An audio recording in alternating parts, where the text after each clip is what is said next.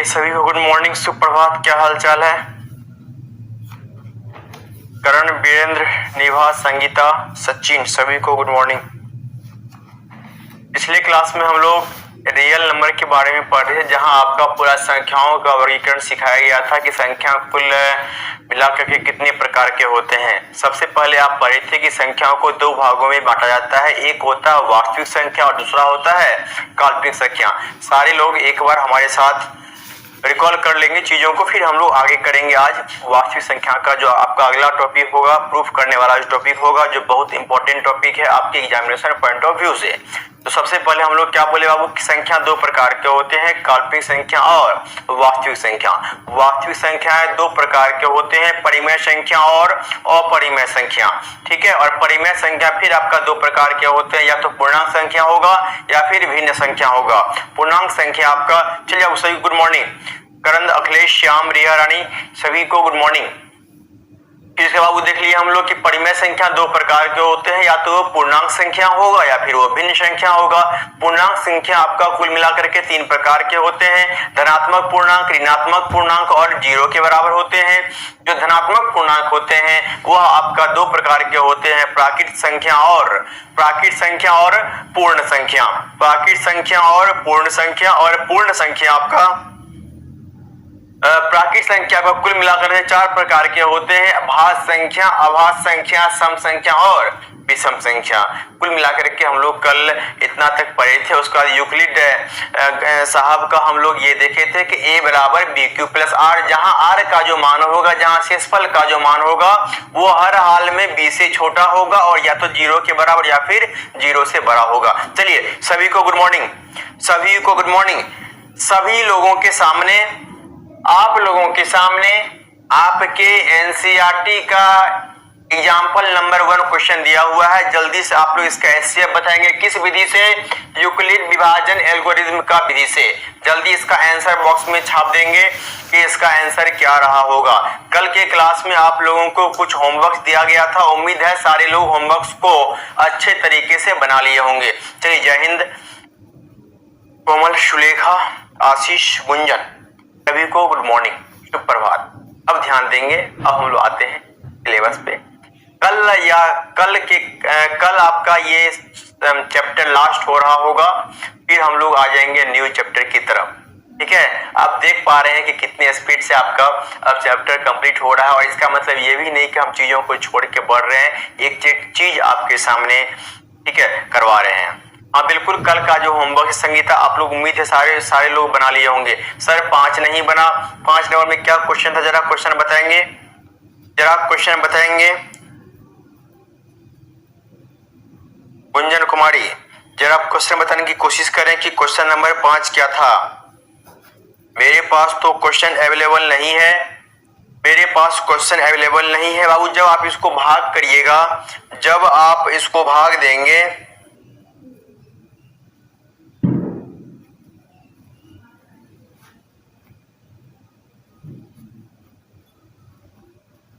जब आप इसको भाग देंगे तो आपका जो एचसीएफ आएगा, एचसीएफ आपका 4 के बराबर आएगा। ये वाला प्रश्न आप लोग बना लेंगे, आसान सा प्रश्न था, आसान सा प्रश्न था, ये वाला प्रश्न आप लोग बना लेंगे। ठीक है, आगे हम लोग बढ़ते हैं, आगे देखते हैं। ये वाला प्रश्न आप लोग बना लेंगे बाबू, ये वाला प्रश्न में कोई दम ही नहीं है। चलिए गुंजन, जरा आप बताएंगे कि क्वेश्चन नंबर 5 क्या था और आपसे क्यों नहीं बना। जल्दी बताएंगे क्वेश्चन नंबर 5 क्या था। किसी बच्चे को अगर क्वेश्चन नंबर 5 पता हो, जल्दी से कमेंट बॉक्स में टाइप कर दीजिए, फिर जल्दी क्वेश्चन नंबर 5 बता करके फिर हम लोग आगे बढ़ेंगे। एक नहीं बना, कौन सा क्वेश्चन नहीं बना? लेखा का कहना है कि सर एक क्वेश्चन नहीं बना। अभी जस्ट आपका क्लास शुरू हुआ है, 5 मिनट हुए होंगे। जल्दी से कोई बता दें कि क्वेश्चन नंबर 5 आपका क्या था। क्वेश्चन नंबर 5 जल्दी से फटाफट जरा बताने की कृपा करें। 884 और 23,120, 884 और 23,120, ये वाला प्रश्न क्यों नहीं बना? ये तो आसान है, ये तो आसान है गुंजन, ये वाला प्रश्न आपसे क्यों नहीं बना? इसमें कुछ नहीं करना है। 8,840, देखिए निभा कुमारी का क्वेश्चन आप लोग क्वेश्चन गलती लिखे होंगे, 8840 है। 8000 गुंजन आप क्वेश्चंस को सही कर लेंगे, 8840 है, 8840 है, न कि आपका 884 है। ठीक है, अब आपसे बन जाएगा, अब आपसे बन जाएगा 8840 है और 23120 है। तो अपने प्रश्नों को सुधार कर लेंगे और फिर कोशिश करेंगे आपका आंसर क्या हो जाएगा। जल्दी से कोई बच्चे जो इस क्वेश्चंस को अटेम्प्ट किए हैं, क्वेश्चंस को सॉल्व किए हैं, जल्दी से इस का आंसर जरा बता दें। इस प्रश्न का आंसर आप लोगों से क्या आया है, यानी इस प्रश्न का एचसीएफ का मान क्या आया है, जल्दी कमेंट बॉक्स में बताने की कोशिश करें जल्दी से। इसका आंसर क्या आया है? इस प्रश्न का आंसर करण कुमार का 20 आया है। आप लोग एक बार चेक कर लेंगे क्या सही में इस प्रश्न का आंसर 20 आया है। हाँ बिल्कुल 8840 है।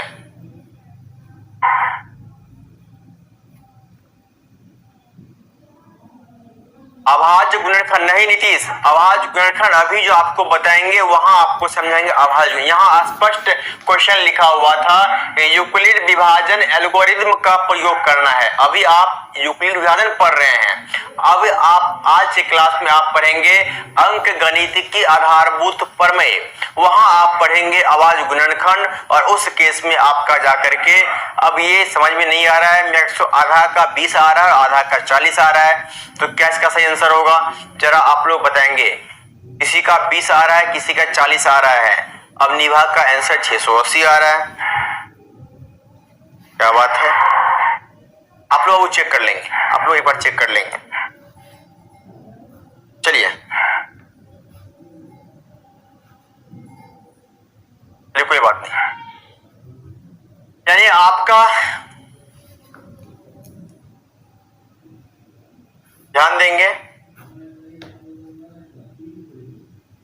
एग्जाम्पल टू बहुत इंपॉर्टेंट क्वेश्चन है, इसको स्टार मार्क लगा लेंगे, वेरी वेरी इंपॉर्टेंट है। एक क्वेश्चन बनाएंगे और इसी क्वेश्चन पे आपका सारा का सारा प्रश्न बनने वाला है। उदाहरण 2 बहुत इंपॉर्टेंट प्रश्न है, इस टाइप के प्रश्न आपके एग्जाम में पूछा जा सकता है। सिर्फ क्या करेगा, मान को चेंज कर लेगा, सिर्फ और सिर्फ मान को चेंज कर लेगा। प्रश्न आपके सामने है कि दर्शाइए कि प्रत्येक धनात्मक संपूर्णांक, दर्शाइए कि प्रत्येक धनात्मक संपूर्णांक 2q के रूप में होता है तथा प्रत्येक धनात्मक विषम पूर्णांक 2q + 1 के रूप में होता है, जहां q कोई पूर्णांक है, जहां q कोई पूर्णांक है।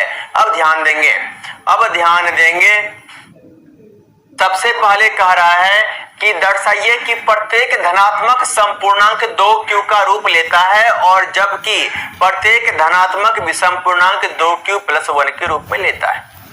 अब आपके दिमाग में एक चीज चल रहा होता, क्या होता तो अच्छा होता। यूक्लिड भाई साहब का कहना था कि आप यहां देख पा रहे होंगे 2q + r, यानी आपके दिमाग में छप गया होगा कि अच्छा लगता है a = bq + r के रूप में दिख रहा है। इसका मतलब मानेंगे कि माना कि जिस तरीके से अब हम लिख रहे हैं आपको उसी तरीके से लिखना है एग्जाम में भी, same to same ditto copy छाप देना है। इसके अलावा अपने तरफ से कोई दिमाग नहीं लगाना है। बाकी यहाँ आपको पूरा हम करवा दे रहे हैं। यहाँ लिखना है माना कि, यहाँ लिखेंगे हल, माना कि a। अब a क्या मानेंगे, कभी आपको प्रूफ करना है धनात्मक सम पूर्णांक और कभी प्रूफ करना है धनात्मक विषम पूर्णांक, इसीलिए हम लोग a को न तो सम मानेंगे न ही विषम मानेंगे। मान लेते हैं माना कि a क्या है, a एक पूर्णांक है। कैसा पूर्णांक है ये मुझे नहीं पता, बस ये मान लिया बाबू कि माना कि a एक पूर्णांक है, न धनात्मक है न ऋणात्मक है। आगे हम लोग देखेंगे क्या होता तो अच्छा होता, बिल्कुल सही बात है। ठीक है, आगे देखते हैं जरा। अब उसके बाद अब यहां से a का तो मान आ गया, अब b का मान क्या आएगा, b का मान अपने मन से तुक्का नहीं लगाना है कि 1 2 3 4 5 6, नहीं, b का मान आपको वही लेना है जो मान आपका q के मल्टीपल में दिख रहा हो। या हो सकता है आपके एग्जाम में ये पूछ ले 2m + 1 2m + 3 2m + 4, यानी आप जो देख पा रहे हैं कि आपका m के मल्टीपल में q के मल्टीपल में जो दिखे वो आपका b कहलाता है। मतलब क्या हुआ कि ऐसी संख्या जिस संख्या से हम लोग भाग कर रहे हैं, ऐसी संख्या, इस संख्या से हम लोग भाग कर रहे हैं। यहाँ पर आप देख पा रहे हैं कि 2 है, यानी b का मान 2 है, b का मान 2 है। अब यहाँ से हम लोग इसका पोस्टमार्टम करना शुरू करते हैं। क्या लिखेंगे?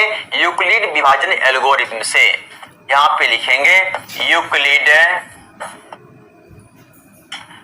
विभाजन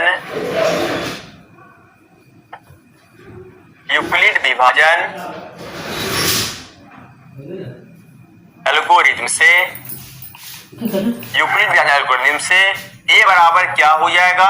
a बराबर आपको होगा कि जब 2 से भाग करते हैं तो a बराबर आपका हो जाएगा 2q प्लस r।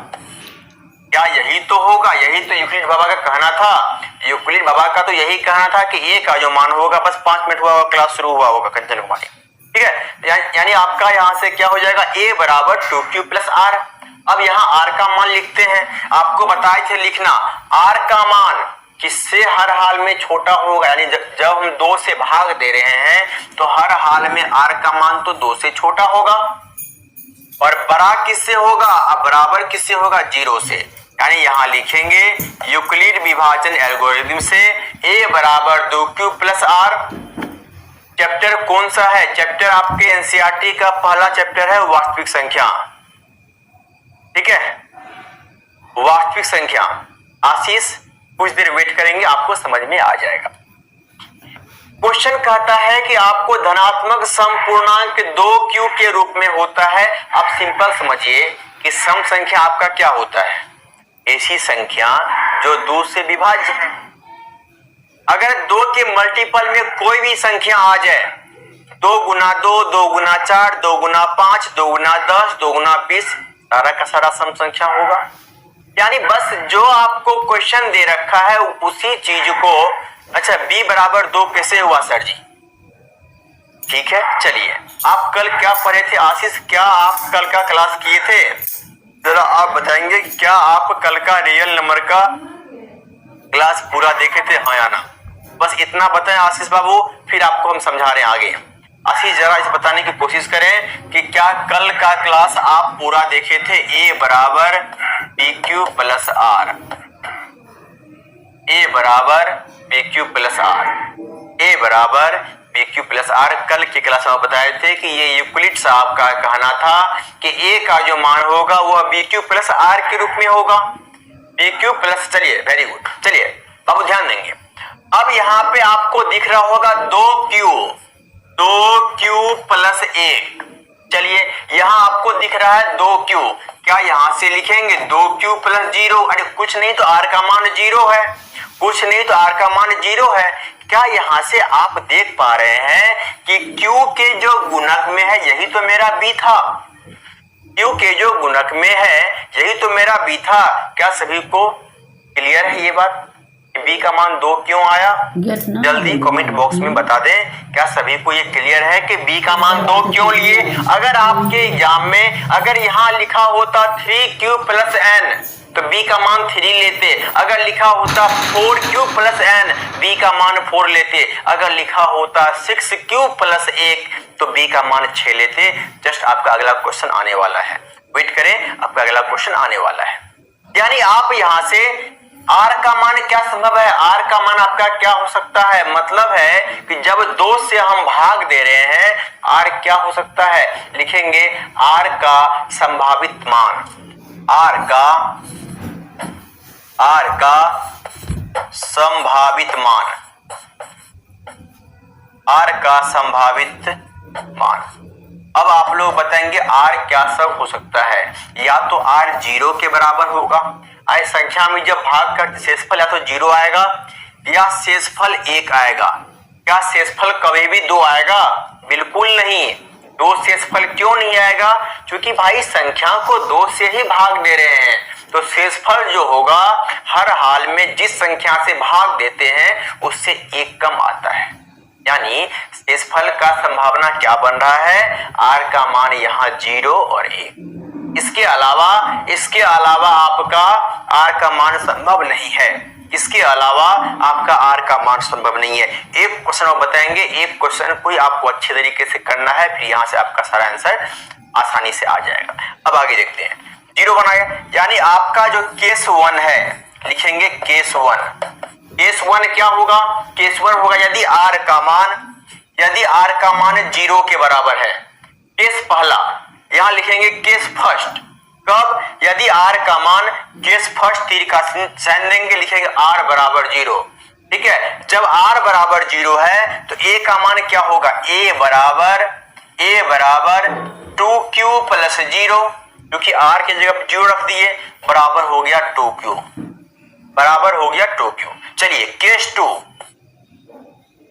केस 2 आपका क्या बन रहा है? यहां से आपका बन रहा है कि r का मान क्या होना चाहिए? r का मान 1 होना चाहिए, यानी यहां से बोलेंगे a बराबर 2q प्लस 1, a बराबर 2q प्लस 1, यानी आपका यहां से मान आ गया केस 1 और केस 2 के बदले आपका यहां आ गया केस 1 2q और केस 2 aq बराबर 2q प्लस 1, 2q प्लस में 1। यहां से आप लिखेंगे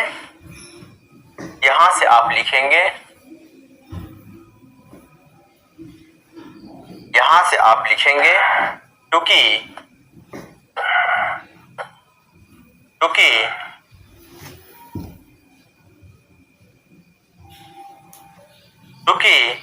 2q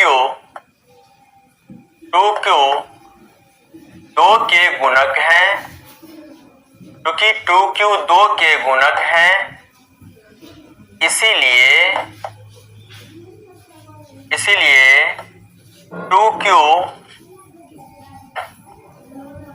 एक धनात्मक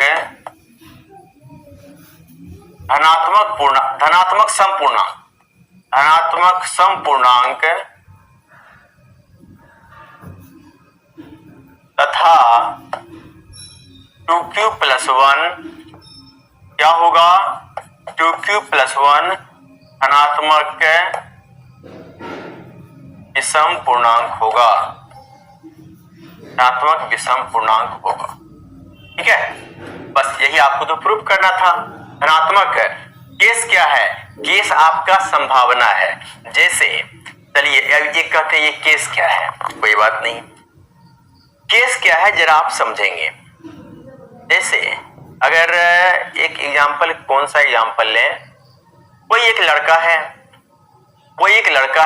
वो लड़का बाइक से जा रहा है मार्केट, वहां से संभावना क्या सब बन रहा है? यानी पहला केस तो ये बन रहा है कि जैसे मान रखिए वो बाइक से जा रहा है और जाते वक्त किसी ऑटो को या फिर कोई लोग जाके मान रखिए वो एक्सीडेंट कर गया। केस पहला हम लोग संभावना करते हैं, केस पहला हो सकता है उनका पैर टूट गया होगा, तब क्या हुआ होगा? चलिए केस 2 मान ले उसका जब हाथ टूट गया होगा तब क्या हुआ होगा? गलती से अगर वो हेलमेट नहीं लगाया होगा, उसका सर फूट गया होगा तो क्या रहा होगा?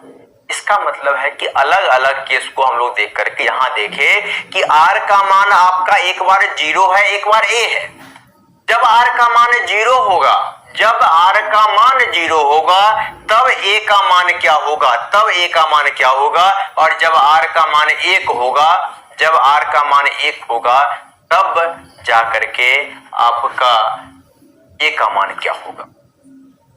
यहां तक सभी को क्लियर है? यही आपको इसी तरीके से एग्जाम में लिखना है।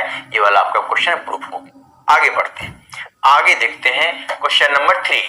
क्वेश्चन नंबर 3 बहुत इंपॉर्टेंट प्रश्न है, ध्यान देंगे। क्वेश्चन नंबर 3 को अच्छे से इंपॉर्टेंट बना लेंगे। क्वेश्चन नंबर 3 आपके एनसीईआरटी का उदाहरण क्वेश्चन नंबर 3 है, बहुत इंपॉर्टेंट है। लिखेंगे स्टार लगा लेंगे। ये वाला प्रश्न में आपका कुछ भी हो सकता है, बस खाली मान को चेंज कर लेगा, लेकिन क्वेश्चन आपको इसी तरीके से दिया हुआ रहेगा। ठीक यहाँ भी उसी प्रकार से हम लोग सभी को गुड मॉर्निंग। हाँ ठीक है आशीष, कोई बात नहीं, बता दे रहे। ठीक है, यानी आपको यहाँ से चलिए ठीक है रिंकी, गुड मॉर्निंग। दर्शाइए कि एक धनात्मक विषम पूर्णांक यहाँ दे दिया है। यहाँ कभी ये नहीं कहा कि सम या विषम, यहाँ तो और आसान कर दिया क्वेश्चन आपके सामने यहाँ प्रश्न और आसान कर दिया। यानी आप लिखेंगे कि दर्शाइए कि एक धनात्मक विषम पूर्णांक 4q प्लस 1 या 4q प्लस 3 के रूप का होता है, जहां q एक पूर्णांक है। चलिए अब यहां से लिखेंगे माना कि, सब में वही काम करना है बाबू। माना कि ए बराबर क्या है, ए बराबर धनात्मक, चूंकि विषम संख्याएं प्रूव करना है, लिखेंगे ए बराबर धनात्मक विषम पूर्णांक।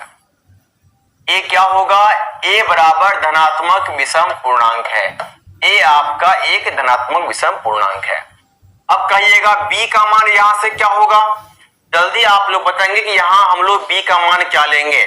सारे लोग कमेंट बॉक्स में छाप देंगे कि बी का मान क्या लेना है। जल्दी फटाफट बिना देर किए आप लोग बताएंगे कि बी का मान क्या लेना है।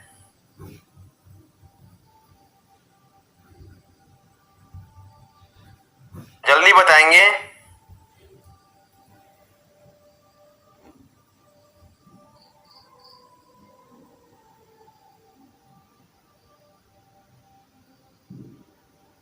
जल्दी बताएंगे कि बी का मान क्या बात है।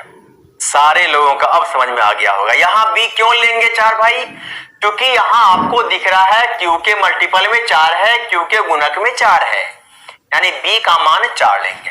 अगर फिर भी नहीं पचा हो, यहां ब्रैकेट में लिख लेंगे क्योंकि दी गई संख्या का रूप, चूंकि दी गई संख्या का रूप, क्योंकि दी गई संख्या का रूप 4q+1 है, क्योंकि दी गई संख्या का रूप कैसा है, 4q+1 है, यानी b का मान 4 आ गया। अब b का मान 4 आने के बाद क्या करेंगे, इतना करने के बाद आपके पास a आ गया, आपके पास b आ गया, तुरंत आपके पास एक मशीन दिया गया, एक टेस्टर दिया गया है, उसका नाम है यूक्लिड विभाजन प्रमेय का। यूक्लिड विभाजन यहां लिखेंगे, यूक्लिड विभाजन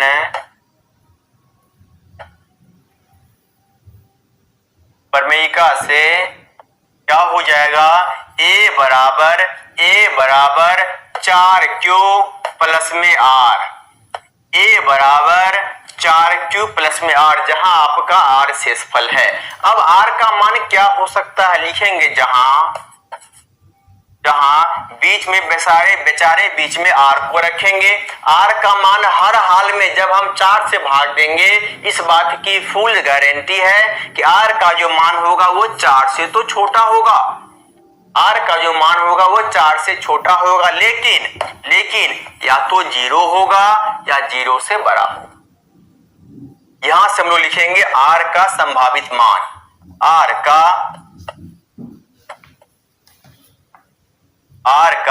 संभावित मान क्या होगा भाई, या तो 0 होगा या 1 होगा या 2 होगा या फिर 3 होगा। क्या यहां से r का संभावित मान 4 होगा, बिल्कुल नहीं होगा, क्योंकि हम लोग 4 से ही भाग कर रहे हैं, 4 से भाग कर रहे हैं, इसका मतलब है कि r का संभावित मान या तो 0 होगा या फिर 1 होगा या फिर 2 होगा या फिर 3 होगा। चलिए केस पहला हम लोग लिखते हैं, केस पहला वो लिखते हैं, यहाँ पे केस पहला यहां बना लेते हैं ना, केस पहला। चलिए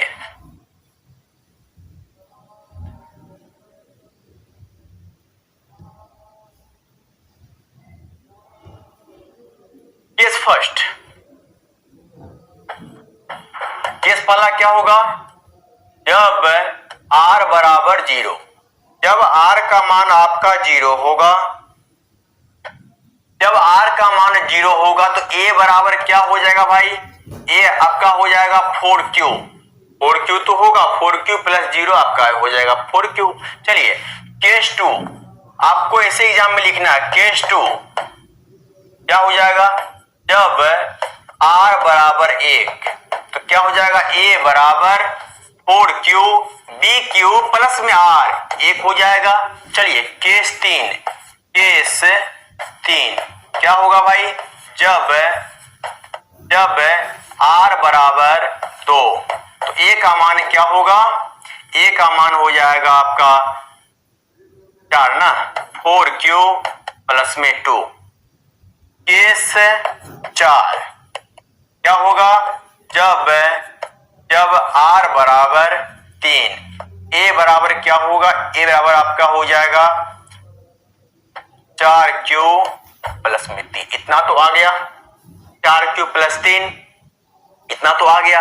अब यहां से आप चीजों को समझेंगे, यानी 2 के मल्टीपल में आपको जो भी दिख रहा है, यानी ये 4 दिखा, सम संख्या हर हाल में दिख रहा होगा, क्योंकि q क्या है, q तो अभागफल है। q का मान या 1 होगा या 2 होगा या 3 होगा या 4 होगा या 5, कुछ भी होगा। अगर उनमें 4 से अगर गुणा करेंगे तो हर हाल में वो 2 से विभाज्य होगा, हर हाल में 2 से विभाज्य होगा। ठीक है, आलोक बाबू आप या फिर और बच्चे को बता दिया गया है कि ये क्लास मैथ्स का है। मैथ्स से जो भी आपके अंदर समस्याएं हैं, अगर हमसे कोई शिकायत है, अगर मेरे से कोई गलती हुई है, सारे लोग मुझे बताएं।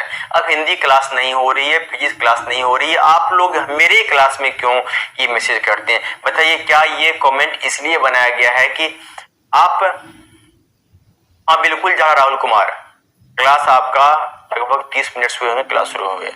ठीक है, अब वो ध्यान रखिए इस बात को लेकर, अगर आपको सिर्फ और सिर्फ मेरे से कोई शिकायत है कि नहीं विवेक सर अच्छे से नहीं पढ़ा रहे हैं, सर आपके अंदर ये कमी है, आप इस तरीके से पढ़ाइए, तो मोस्ट वेलकम है कि आपका कमेंट का मुझे इंतजार रहेगा, आपके कमेंट का मुझे इंतजार रहेगा।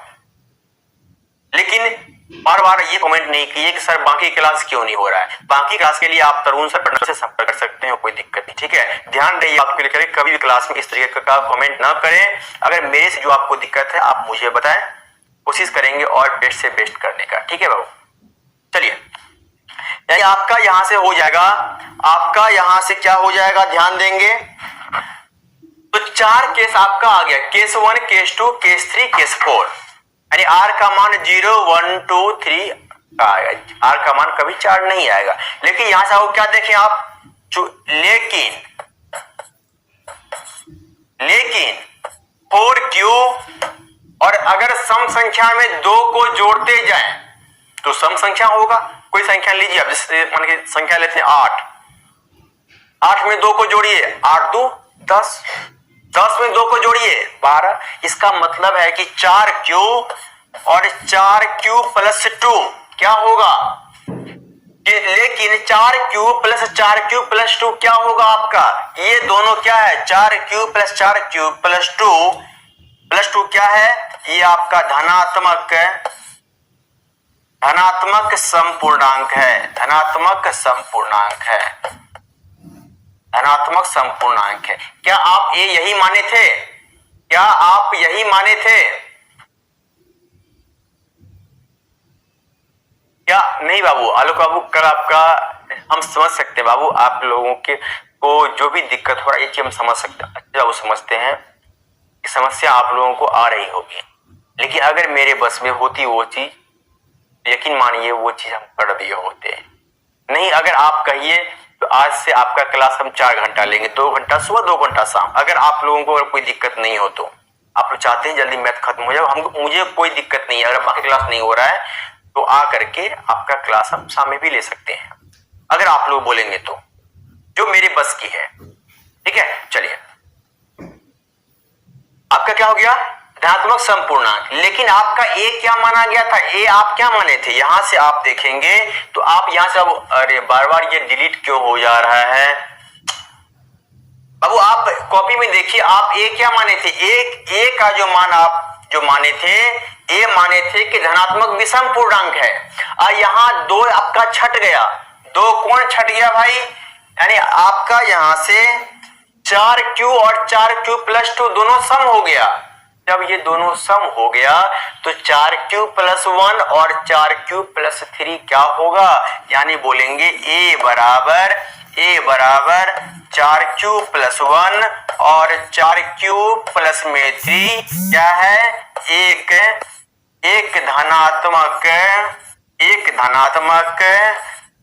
विषम पूर्णांक है, एक धनात्मक विषम पूर्णांक। क्लियर है, एक धनात्मक विषम पूर्णांक। सभी को समझ में आ गया होगा?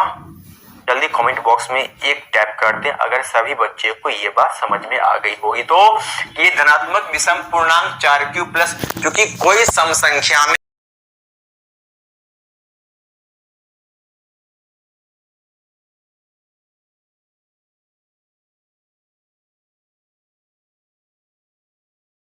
यानी आपका यहां से क्या हो गया, आपका यहां से हो गया कि 4q+1 और 4q+3 आपका सारा का सारा कॉमन। नहीं बाबू कॉमन लेना ही नहीं है, कॉमन क्यों लेंगे नीतीश बाबू, कॉमन नहीं लेना है, कॉमन लेना ही नहीं है डायरेक्ट, चूंकि आपका 4 के मल्टीपल में है और आप जानते हैं कि 4 आपका एक सम संख्या है और सम संख्या के गुणा में यदि कुछ भी गुणा करें, चाहे वो सम हो चाहे विषम हो, आपका सम ही आएगा। जैसे 4 गुना 2 8 और 4 गुना 3 12, 8 भी आपका सम है और 12 भी सम है।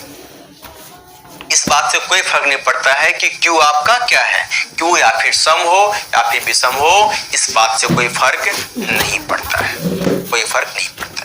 यहां से आपका एक क्वेश्चन और बनता है, आप लोग जस्ट बताएंगे यहां से एक क्वेश्चन आपका क्या बनने वाला है। जरा क्वेश्चन पे आते हैं। क्वेश्चन नंबर 3 आपका हो चुका है, क्वेश्चन नंबर 3 हो गया है। जरा क्वेश्चन नंबर 4 देखें, 4 क्या कहता है। क्वेश्चन नंबर 4 5, हाँ चलिए, हाँ ध्यान देंगे, ये आपका एनसीईआरटी का 1.1 का 2 नंबर क्वेश्चन है। 1.1 का 2 नंबर क्वेश्चन कहता है दर्शाइए कि कोई भी धनात्मक विषम पूर्णांक, वही काम करना है, अरे हाँ या ना, वही काम यहां भी आपको करना है। धनात्मक ठीक है, वो करण आपको कुछ में आपको बता दे रहे हैं, कुछ में आपको हम बता दे रहे हैं, ठीक है। दर्शाइए कि कोई भी धनात्मक विषम पूर्णांक क्या है भाई, 6q+1 6q+3 6q+5 के रूप में होता है। वही काम करना है, क्या काम करेंगे बाबू, वही काम करेंगे। यहां से लिखेंगे, यहां से क्या लिखेंगे कि माना कि ए क्या हो जाएगा, ए आपका हो जाएगा धनात्मक विषम पूर्णांक। आप लोग यहां से लिखेंगे ए एक क्या है, धनात्मक विषम पूर्णांक है। बी का क्या मान लेंगे बाबू, बी का मान लेंगे,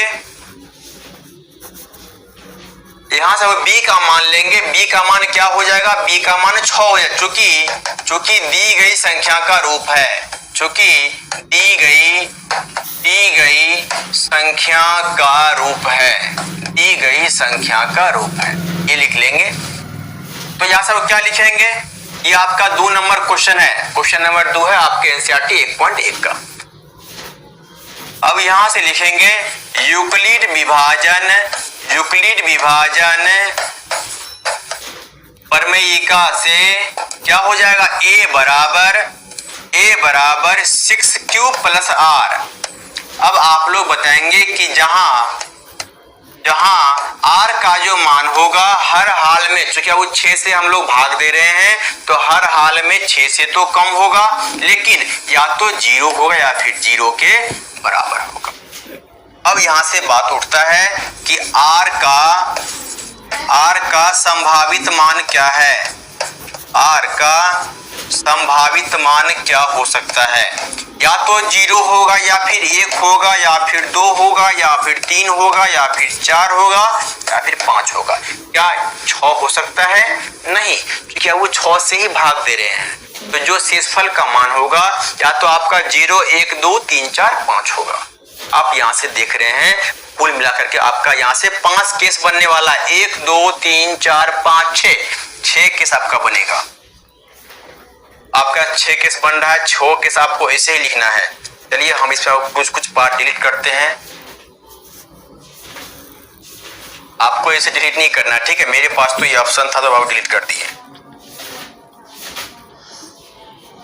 हाँ चलिए, अब बिना लिखे काम चला लेंगे। केस 1 जब r बराबर 0, a बराबर क्या हो जाएगा, a बराबर 6q। केस 2 जब r का मान 1 हो जाएगा तो 6q+1 हो जाएगा। केस 3 जब r बराबर 2 तो 6q+2। केस 3 जब r बराबर 3 6q+3। केस 4 जब r बराबर 4, a का मान क्या है भाई 6q+4। केस 5 जब r बराबर 5, r बराबर क्या हो जाएगा 3। अच्छा यहाँ केस 5 और केस 6 जब r बराबर 5 ए बराबर क्या हो जाएगा 6 क्यूब प्लस 5, 6 क्यूब प्लस में 5। क्लियर है? अब यहां सबूत देखेंगे।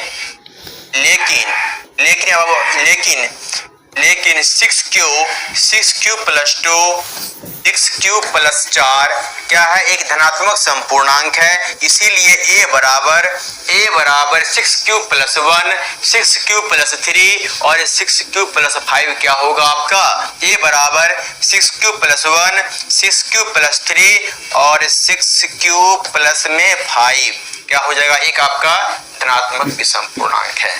आप लीजिए, आगे बढ़ते हैं। जल्दी आप लोग छाप लेंगे जल्दी से।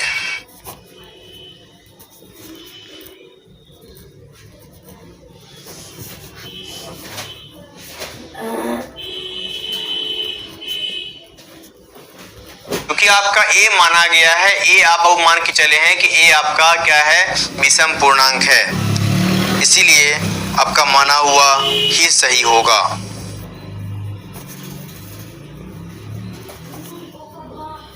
चलिए, सभी लोग छाप लिए हैं तो फिर कमेंट एक कर दें, फिर आगे बढ़ेंगे। सेम प्रश्न है आपका। अब क्या देखें बाबू, या फिर अगर आपका सम रहे, अगर गलती से यहाँ विषम न पूछ के सम पूछ ले, क्या कीजिएगा? माना कि a क्या है? धनात्मक सम संख्या है, वही काम करेंगे। लास्ट में क्या लिखेंगे?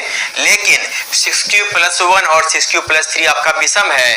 चूंकि हम a सम माने हैं तो 6 क्यूब प्लस 2, 6 क्यूब प्लस 4 आपका सम संख्या हो जाएगा। बस यही काम करना है और कुछ नहीं करना है, और आपको कुछ नहीं करना है।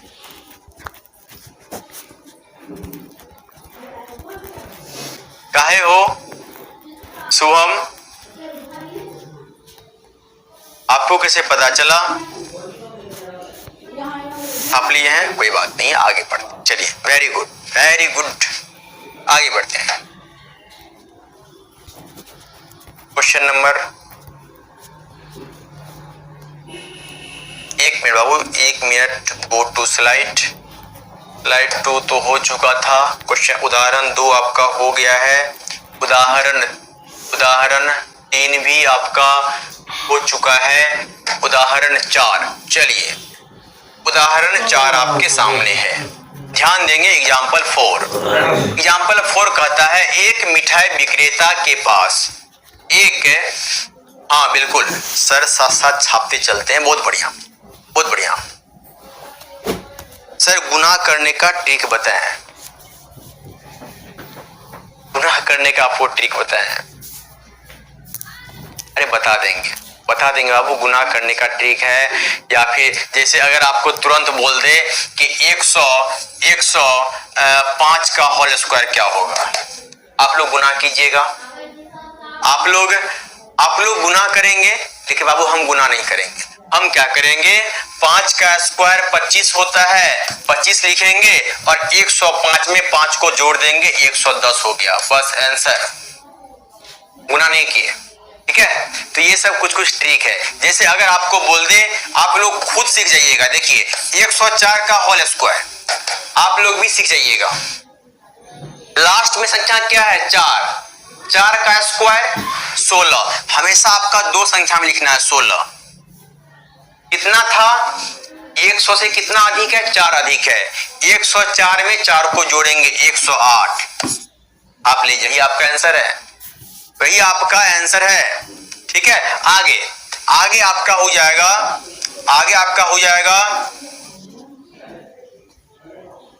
आगे देखिए 102 का होल स्क्वायर। क्या बोले बाबू? 100 से कितना अधिक है? 2 अधिक है।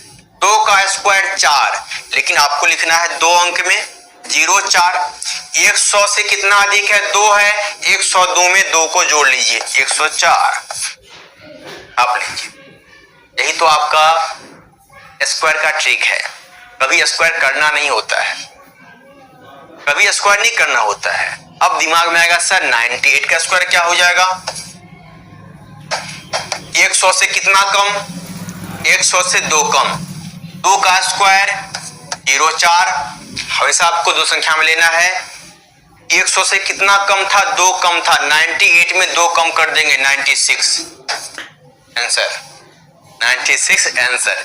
ये आपका होता है। अलग अलग बहुत सारा ट्रिक है, कभी जब मौका मिलेगा तो सिलेबस से हट के अलग क्लास लेकर के आपको समझा देंगे कि क्या क्या कैसे क्या गुना उना करने का ट्रिक होता है, ठीक है। बाकी अभी हम लोग प्रश्न पे आते हैं। आपके सामने ये प्रश्न दिया हुआ, मजा आ गया बाबू? सबको मजा आ गया होगा, सबको मजा आ गया होगा। चलिए, अब आपके सामने एक दिया हुआ है, एक मिठाई विक्रेता है। एक मिठाई विक्रेता के पास 420 काजू की बर्फी और 130 बादाम की बर्फियां हैं। क्या बात है, बर्फी का नाम सुनते ही मुंह पानी आ रहा है। यानी एक मिठाई विक्रेता है जिनके पास 420 काजू की बर्फियां हैं और 130 जो है बादाम की बर्फी है। वह ऐसी ढेरियों बनाना चाहती है कि प्रत्येक ढेरी में बर्फियों की संख्या समान रहे। यानी अलग अलग वो ढेरी बनाना चाह रहा है काजू बर्फी का, बादाम बर्फी का, कि इसमें संख्या सबका समान रहे। तो कह रहा है ये ढेरियां बर्फी की परात में न्यूनतम स्थान घेरे, इस काम के लिए प्रत्येक ढेरी में कितनी बर्फियां रखी जा सकती है? इतनी? हाँ बिल्कुल, कंपटीशन में ही काम आता है बाबू, यहाँ आपका काम नहीं आने वाला, ठीक है। करण बाबू बता देंगे, आप वेट करें, वो क्वेश्चन आने वाला है भाई। क्यों आप घबरा रहे हैं करण? आपका जस्ट जो 1.2 है वही क्वेश्चन आएगा, चिंता नहीं करना है, ठीक है। हम है तो गम इस बात की। आपका यहां से आ गया, आप बताएंगे इसका आंसर क्या होगा। क्या करेंगे, पहले आपको सोचना है क्या होता तो अच्छा होता। बहुत लोगों को दिमाग में आएगा, सर ये सब प्रश्न को देखते ही मेरे दिमाग में तो एक चीज और आ सकता है, सर एलसीएम क्यों नहीं निकाल लें? एलसीएम क्यों नहीं निकाल लें? तो आपको बता दें, आपको यहां से सोचना है। क्या सोचना है भाई? तो आपको यहां से ये सोचना है,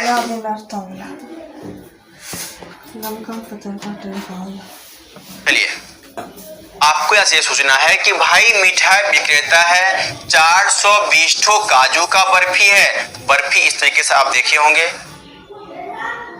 ये काजू का बर्फी है भाई। जब काजू का बर्फी, इसको अलग कलर से रंग दें, काजू का बर्फी है ना, चलिए मानते हैं ये काजू का बर्फी, ये काजू का बर्फी। एक बर्फी आपको दिया हुआ है किसका भाई? बादाम का बर्फी। चलिए ये काजू बर्फी हो गया। एक बर्फी आपको दिया हुआ है बादाम, ये बर्फी आपका बादाम। 420 ठो काजू का बर्फी है और 130 ठो बादाम का बर्फी है। अब जो ये विक्रेता है बाबू, देखे होंगे कि जब ये दुकान खोलता है तो आगे प्लेट में आप देखे होंगे कि ये सजा करके रखता है, सजा करके रखता है। क्या इस तरीके से वो रखे सजा करके। कह रहा है कि ऐसा कितना संख्या होगा, एक स्तंभ में, एक रो में कितना संख्या होगा ताकि सारे में सारे समान हो जाए, किसी एक में कम नहीं रहे। जब भी आपका ऐसा प्रश्न दिखे तो हर हाल में जो होगा बाबू, 420 और 130 से तो कम ही रहने वाला है। इसका मतलब है कि हर हाल में एचसीएफ निकाल लीजिए, हर हाल में इसका आप एचसीएफ निकाल लेंगे। जब आप इसका एचसीएफ निकालेंगे तो आपका यहां से हो जाएगा 420। हर हाल में बाबू ए लेते हैं बड़ा नंबर, ए क्या लेते हैं? बड़ा नंबर। बी लेते हैं छोटपू नंबर, क्या हो जाएगा? 130 हो जाएगा। पहले यहां हम लोग भाग कर देंगे, 130 और 420, 13 दूना 26, 13 तिया 39, 390। आपका यहां से हो जाएगा 30, 130, 30 चौका 120, आपका 10 आ गया, 30, 10 तिया 30, जीरो जीरो आ गया। इसका मतलब है कि एचसीएफ कितना आ गया? एचसीएफ 10 आ गया। यहां से बोलेंगे यूक्लिड विभाजन परमीका से, यूक्लिड विभाजन आप यहां पर लिख लेंगे, यूक्लिड विभाजन परमीका से क्या हो जाएगा भाई? पहले लिखते हैं 420 बराबर 130 गुना 3, 130 गुना 3 प्लस 30। आगे फिर लिखते हैं, आगे वो लिखते हैं 130 बराबर 30 गुना 4 भाजक गुना भागफल जोड़ शेष फिर आगे लिखते हैं 30 बराबर 10 गुना 3 प्लस में 0, यानी आपका शेषफल 0 आ गया। शेषफल अगर 0 आ गया यानी आप बोलेंगे 420 130 का जो HCF है का HCF कितना आ गया 10 आ गया। यानी आप यहां से लिखेंगे कि प्रत्येक ढेरी में आप यहां से लिख लेंगे कि प्रत्येक ढेरी में कुल मिलाकर के 10 बर्फियां रखी जा सकती है। प्रत्येक ढेरी में कुल मिलाकर के 10 बर्फी रखी जा सकती है। सर HCF नहीं, अरे संगीता बाबू HCF ही तो निकाले हैं, क्या हम अलग कहां कुछ निकाले। जो आइडिया आपके दिमाग में आया वही आइडिया तो मेरे दिमाग में आया। आप भी HCF बोल रही है और यहां भी तो HCF ही निकाला गया है। अंतर क्या है? अंतर यही है कि पहले हम लोग भाग करके निकाल ली और यहाँ पर हम लोग नहीं, चूंकि हम लोग 10th के बच्चे हुए ना, आप लोग 10th के बच्चे रहे, अब तो 10th में तो आपको सिंपल भाग पूछेगा नहीं, कुछ तो अलग पूछ लेगा। अलग क्या पूछ लिया? A बराबर BQ प्लस R, बस वही काम करना है और कुछ नहीं करना है। ठीक है, चलिए आगे बढ़ते हैं। सारे लोग छाप लिए होंगे तो आगे बढ़ते हैं। क्वेश्चन नंबर आपके प्रश्नावली 1.1 क्वेश्चन नंबर 1 कहता है निम्नलिखित संख्याओं का HCF ज्ञात करने के लिए यूक्लिड विभाजन एल्गोरिथम का प्रयोग करें। ये लोग आप लोग सारे लोग बना लिए बाबू, कल के क्लास जैसे आपको वही काम करना है। अभी जो बताएं पहले भाग देना है और भाग देने के बाद आपका फटाफट आंसर ले आना है। ठीक है, आपका आंसर ले आना जल्दी से। जल्दी कमेंट बॉक्स में एक टैप कर दें। क्या तीनों प्रश्न आपसे बन जाएंगे? जल्दी फटाफट एक कमेंट बॉक्स में जल्दी दिखना चाहिए, लेट नहीं। क्या ये प्रश्न आप लोगों से बन जाएंगे? जल्दी से आप लोग बताएंगे ये प्रश्न क्या आपसे बन जाएंगे? चलिए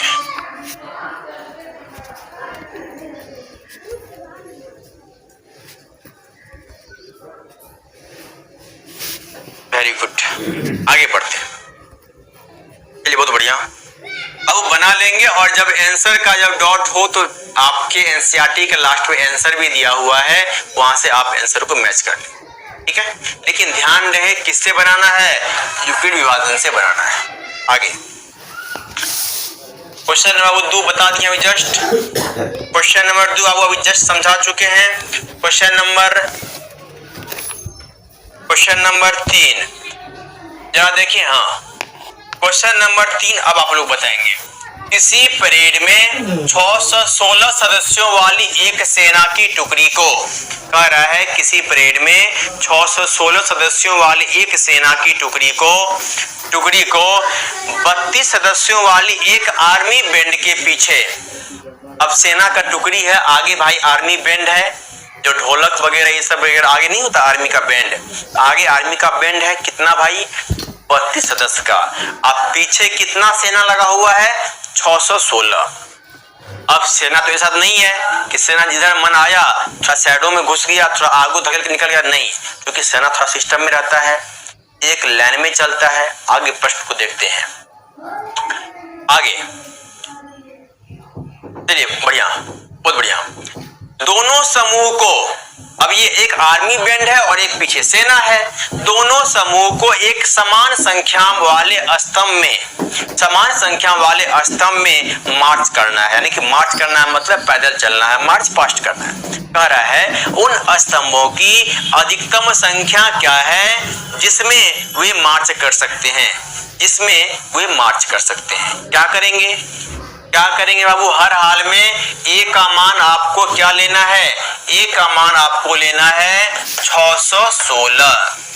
बी का मान क्या लेना है? बी का मान 32 लेना है। यहां से हम लोग इसका HCF निकाल लेंगे। जो HCF होगा यही प्रश्न का आंसर होगा। जो HCF होगा यही प्रश्न का आंसर हो जाएगा। यानी यहां से लिखेंगे 32 और 616। जल्दी इसका आप लोग बताएंगे इसका एचसीएफ क्या होगा, इसका एचसीएफ क्या होगा। जल्दी कमेंट बॉक्स में आप लोग छाप दें कि इस प्रश्न का एचसीएफ क्या रहने वाला है। बिना देरी किए आप लोग बताएंगे कि इस प्रश्न का आंसर क्या होने वाला है। आप जब बाबू इसका एचसीएफ निकालेंगे 32 यहां से हो जाएगा 32 हो गया। आप बना लेंगे ना बाबू, इसका एचसीएफ आप निकाल लेंगे। अब आप लोग समझदार हो गए, एचसीएफ आपका 8 के बराबर हो जाएगा। लेकिन यहां से लिखेंगे अधिकतम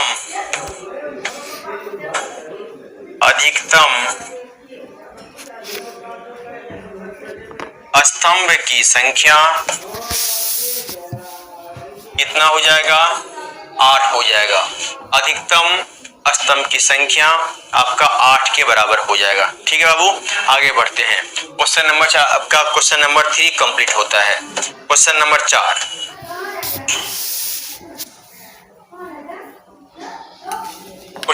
4 कहता है, जल्दी आप लोग कमेंट बॉक्स में टाइप कर दें क्या ये वाला प्रश्न आप लोगों से बन जाएगा। यूक्लिड विभाजन प्रमेयिका का प्रयोग करके दर्शाइए कि किसी धनात्मक पूर्णांक का वर्ग किसी पूर्णांक m के लिए 3m या 3+m के रूप का होता है। यहाँ देख लिया आप, वहां पर q था, यहाँ m है, कुछ तो लोचा है। चलिए यहाँ वर्ग कर रहा है वो, धनात्मक संख्या को धनात्मक पूर्णांक का वर्ग कह रहा है। कभी आपसे ये नहीं कहा है कि धनात्मक संख्या है। जल्दी आप लोग बताएंगे क्या ये वाला प्रश्न आप लोगों से बन जाएंगे, जल्दी से फटाफट।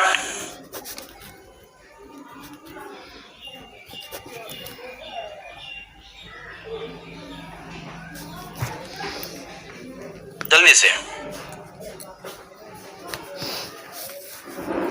हाँ बिल्कुल पिंटू बाबू, कितना बार बोलेंगे। चलिए आप यहां से वर्ग निकालेंगे, सब काम आप लोग वही काम करेंगे। माना कि ए क्या हो जाएगा, ए आपका हो जाएगा धनात्मक पूर्णांक, ए क्या होगा आपका धनात्मक पूर्णांक होगा, बी का मान 3 लेना है, यूक्लिड लगा देना है। क्या लिखेंगे, ए बराबर 3q + r, जहां r का संभावित मान क्या हो जाएगा, या 0 होगा या 1 होगा या फिर 2 होगा। इतना काम को कर लेना है। इतना काम करने के बाद क्या करेंगे, या तो r का मान आपका क्या हुआ, 0 हुआ या 1 हुआ या फिर 2 हुआ। चलिए इस पहला लिखते हैं, जब r बराबर 0, तो यहां से a बराबर क्या होगा आपका, a बराबर आपका हो जाएगा 3q। लेकिन यह तो आपका क्वेश्चन नहीं था। हाँ बिल्कुल वो समझा दे रहे हैं, चिंता नहीं करना है।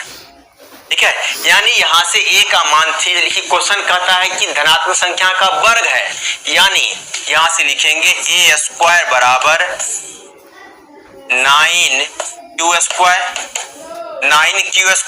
यहाँ 3 कॉमन लेते हैं तो क्या हो जाएगा, जब 9 कॉमन लेंगे आप तो क्या हो जाएगा, 3 × 3q²। यानी आप यहां से लिखेंगे 3 × m, जहां m का मान क्या हो सकता है, 3q², जहां m बराबर क्या हो जाएगा, 3q। अब कहिएगा सर ये अपने मन से आप मान लिए। अपने मन से क्यों मान लिए कि m यहाँ आ गया, क्योंकि आपका संख्या का रूप लाना है 3m, इसीलिए बाबू 3q² को हम लोग कुछ मान लेते हैं, m मान लेते हैं, और वो m क्या हो जाएगा आपका 3q² हो जाएगा। समझ में आ गया। आगे जब केस 2 निकालेंगे तो क्या हो जाएगा, r का मान जब 1 लेंगे, r का मान जब हम अब यहां से 1 लेंगे, आपका क्या हो जाएगा, a का मान आपका हो जाएगा 3q + 1। देखिए ये तो है नहीं, स्क्वायर करेंगे, इसका भी स्क्वायर करेंगे, a + b का होल स्क्वायर क्या हो जाएगा, 9q² प्लस में 1 प्लस में प्लस 3 × 2 = 6q। अब यहां से क्या करेंगे, इस दोनों में 3 कॉमन लेंगे, 3 × 3q स्क्वायर प्लस 2q, और इस 1 को बेचारा बाहर छोड़ देते, इस 1 को बाहर छोड़ देते। आपका यहां से हो जाएगा 3m प्लस 1, जहां m का मान यहां क्या हो गया 3q स्क्वायर प्लस 2q। आपको इसी तरीके से निकालना है। चलिए एक बाबू आपको और बन रहा है केस, एक केस आपका और बन रहा है केस 3।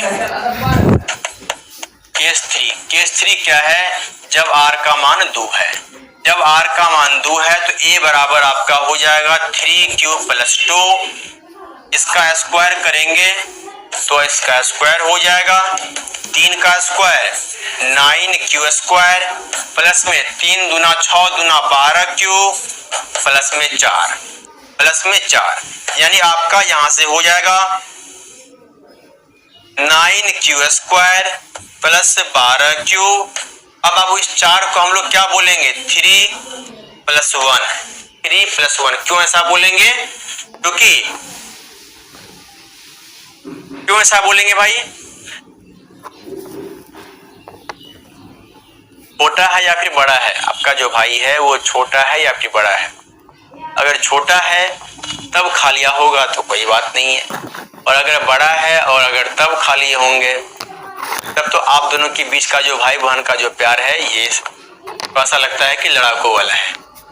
ठीक है, आगे आप यहां से 3 कॉमन ले लेंगे,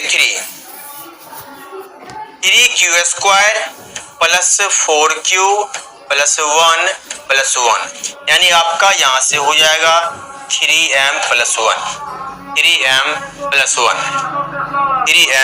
प्लस 1। अब हो चुका बाबू आपका ये आ गया है। बस लास्ट में आपको लिख देना है, कि किसी धन पूर्णांक का वर्ग क्या होगा, किसी धन पूर्णांक का वर्ग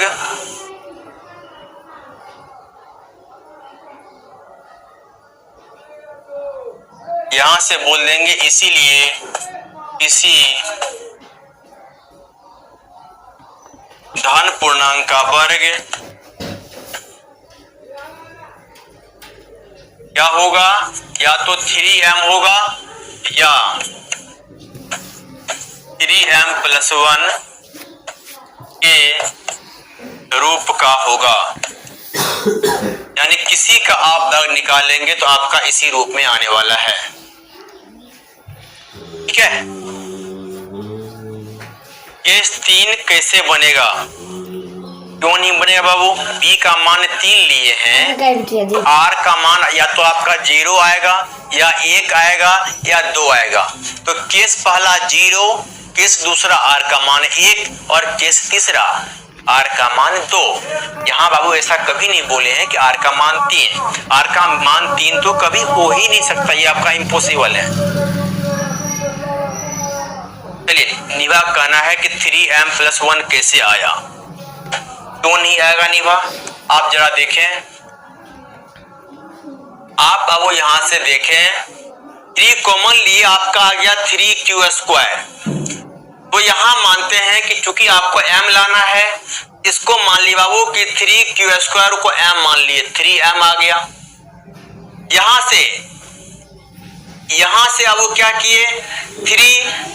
अब कहिएगा सर ये बार बार m अपना रूप क्यों बदल रहा है, क्योंकि आपके प्रश्न में दिया हुआ है कि m क्या है, m क्या है बाबू, m आपका है पूर्णांक, और सिंपल सी बात है कि अगर 3q स्क्वायर एक पूर्णांक है तो यहां भी 3q स्क्वायर में अगर 2q को जोड़ देंगे यह भी आपका एक पूर्णांक होगा, कोई दिक्कत है। यदि आपका m 3q स्क्वायर एक पूर्णांक है और पूर्णांक में अगर 2q को भी जोड़ दें वह भी आपका पूर्णांक है, पूर्णांक होगा।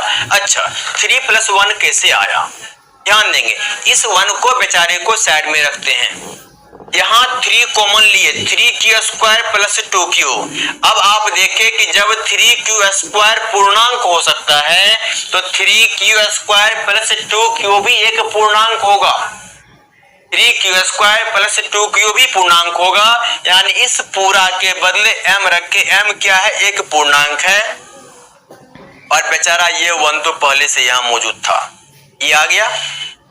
आगे जब बढ़ेंगे, जब r का मान 2 लेंगे तो आपका इस तरीके से कुछ रूप आएगा।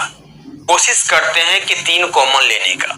तो बेचारा यहाँ 4 था, 4 को हम बोल सकते हैं 3 + 1, 3 + 1, 1 को रख दिए बगल में, बाकी इस तीनों से 3 कॉमन ले लिए, इस तीनों से 3 कॉमन ले लिए, इस तीनों से, चारों से तीनों। अब जब 3 कॉमन ले आपका हो जाएगा 3q² + 4q + 1।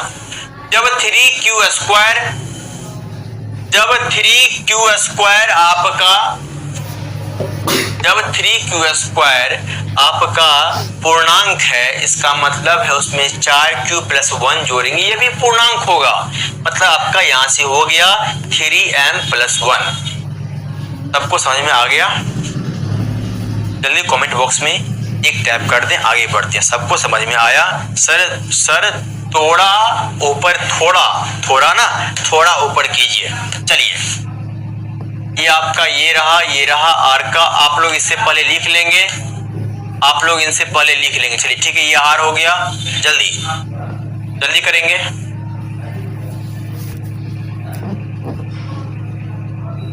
चलिए, कोई बात नहीं, संगीता होता है।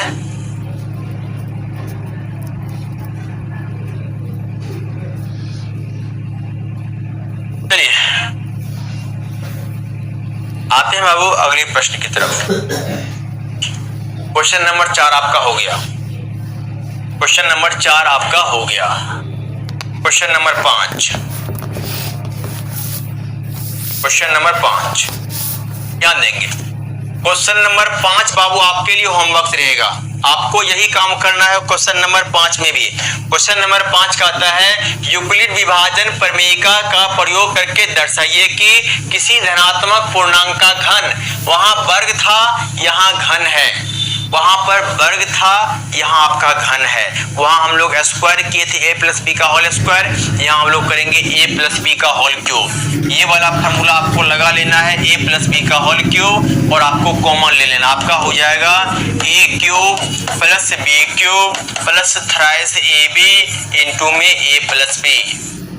ये वाला फार्मूला आप लोग लगा लेंगे, a + b का होल क्यूब। और उसी प्रकार से, जिस प्रकार से अभी हम लोग पिछले वाले प्रश्न को किए थे, वहां वर्ग था, यहाँ आपका घन है, आप निकाल लेंगे। ठीक है, ये आपके लिए होमवर्क रहा, ये आपके लिए होमवर्क रहा। ठीक है, ये आपके लिए होमवर्क रहा। आगे बढ़ते हैं क्वेश्चन नंबर, चलिए, यानी आप क्या देखें बाबू, आपका एक्सरसाइज 1.1 खत्म होता है, 1.1 खत्म होता है। आगे हम लोग बढ़ते हैं, आगे हम लोग बढ़ेंगे। आगे हम लोग अब लिखेंगे, आप कल के क्लास जब किए होंगे तो वहां लिखाए थे कि धनात्मक पूर्णांक का 2 अति महत्वपूर्ण गुण होता है। एक गुण आपका था यूक्लिड विभाजन एल्गोरिथम। ठीक है, यूक्लिड विभाजन एल्गोरिथम, 2 भाई हैं और 1 बहन है। बहन जो है बड़ी है और हम बीच वाले हैं, और एक मेरा छोटा भाई है। ठीक है, तो यहां से क्या हो जाएगा, यहां से आपका हो जाएगा जो आपका दूसरा गुण है अंक गणित की आधारभूत प्रमेय। लिखेंगे, छापेंगे अपने नोटबुक में 1.1 आपका। अच्छा रुकिए 1 मिनट, कुछ आप लोगों को होमवर्क दिया जा रहा है, 1-2 क्वेश्चन आप लोग होमवर्क के रूप में लिख लेंगे, फिर हम लोग आगे बढ़ेंगे। 1-2 क्वेश्चन हम लोग होमवर्क लिखते हैं। क्या होमवर्क भाई, जरा 1 मिनट वेट कर लेंगे।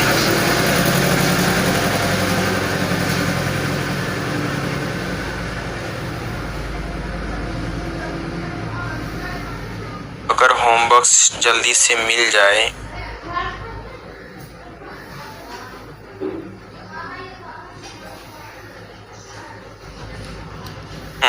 चलिए एक अब होमवर्क लिखेंगे। उससे पहले आप लोग कुछ होमवर्क लिखेंगे।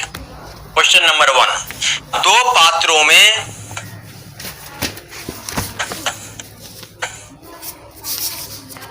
दो पात्रों में 250 और 425 लीटर दूध है। 250 और 425 है बाबू, 425, इसको अच्छे से लिखिए।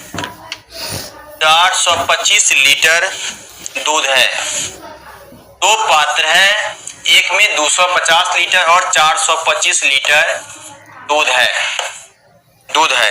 पात्र की महत्तम धारिता क्या है? पात्र की महत्तम धारिता क्या है? महत्तम धारिता क्या है? जो दोनों पात्रों के दूध को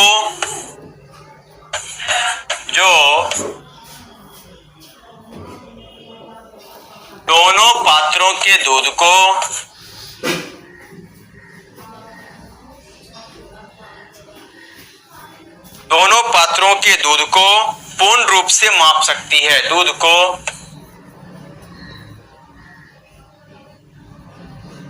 पूर्ण रूप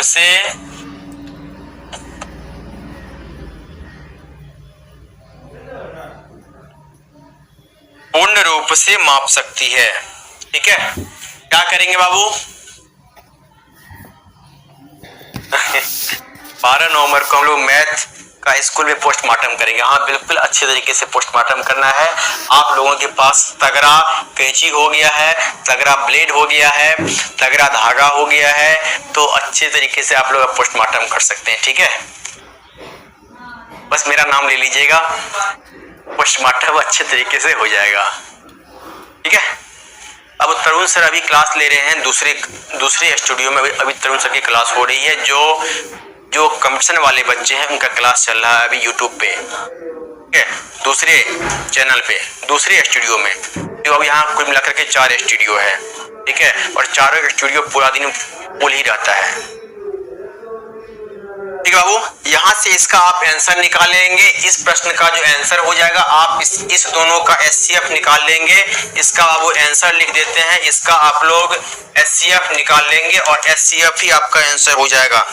एचसीएफ आपका आंसर हो जाएगा और इसका आंसर होगा 25 लीटर। आप लोग निकाल लेंगे।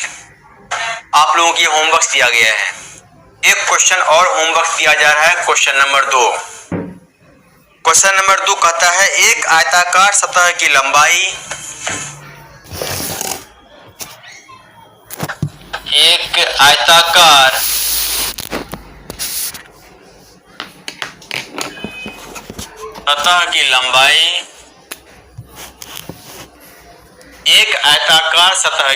हाँ बिल्कुल आपका एचसीएफ हो जाए। एक आयताकार सतह की लंबाई 4661 मीटर एवं चौड़ाई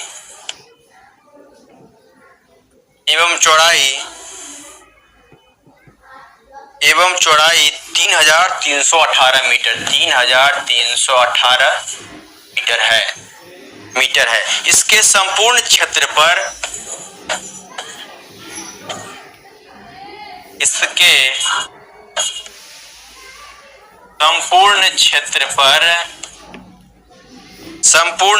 पर वर्गाकार टाइल्स बिछाना है।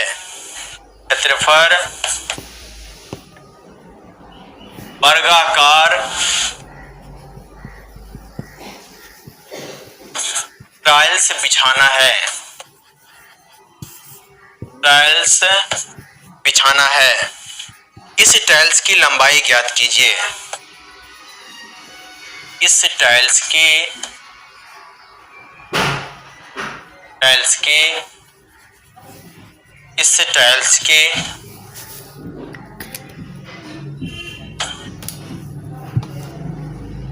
लंबाई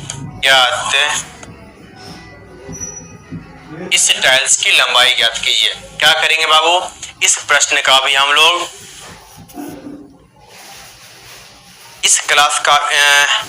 इस प्रश्न का हम लोग एचसीएफ निकाल लेंगे और जो आपका एचसीएफ आएगा वो इसका वो आंसर आपको हम दे देते हैं।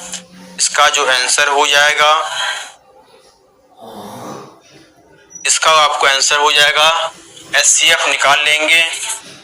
और HCF निकालने के बाद इसका आंसर आपका हो जाएगा 79 मीटर, 79 मीटर। ठीक है, हो गया बाबू। अब आगे आप लोग लिखेंगे अंक गणित की आधारभूत प्रमेय, जो आपका अगला टॉपिक होने वाला है, अंक गणित की आधारभूत प्रमेय। दिसंबर लास्ट तक आपका पूरा कोर्स यानी कि मैथ पूरा कंप्लीट आपको करवा दिया जाएगा, हर हाल में, गारंटी है, चिंता नहीं करना है। जितना पढ़ा रहे हैं बस आपको उतना पढ़ते जाना है, बाकी चिंता नहीं करना है कि सर ये कब होगा। अब जल्दीबाजी में वो सर जाके देख लिए, चिंता नहीं करना है।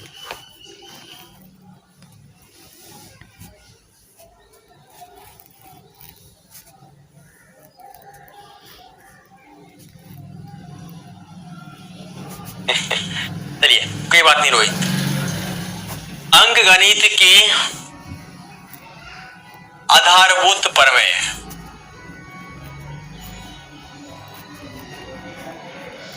पहले तो भाई प्रमेय को लिख लेंगे, पहले तो प्रमेय को लिखेंगे और फिर आगे हम लोग इसका भी अच्छे तरीके से पोस्टमार्टम करेंगे।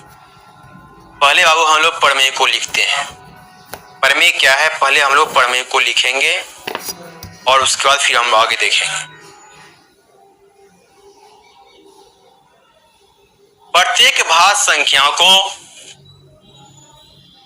तो पहले लिखिए फिर समझाते हैं। प्रत्येक भाज्य संख्या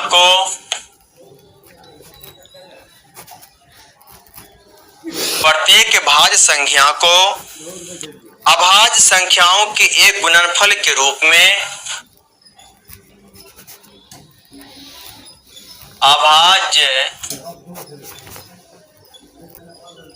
संख्याओं के एक गुणनफल के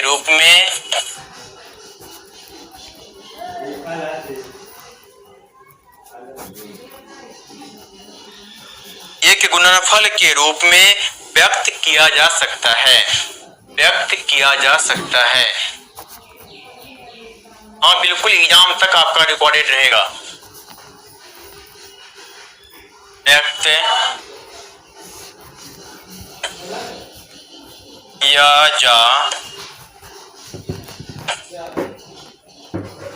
व्यक्त किया जा सकता है तथा यह गुणनखंड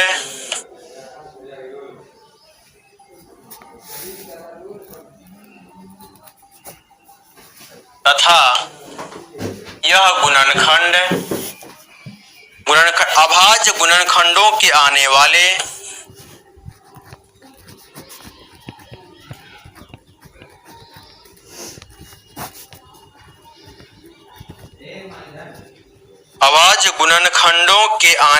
क्रम के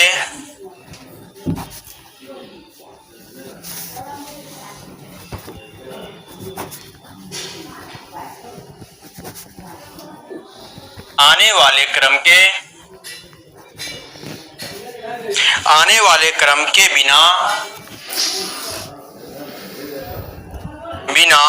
अद्वितीय होता है।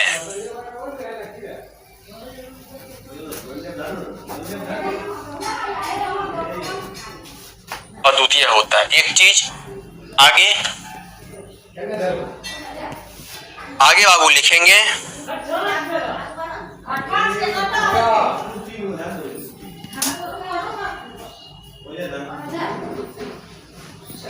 यह प्रमेय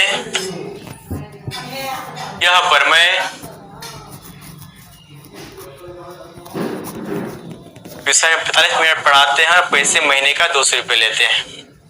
चलिए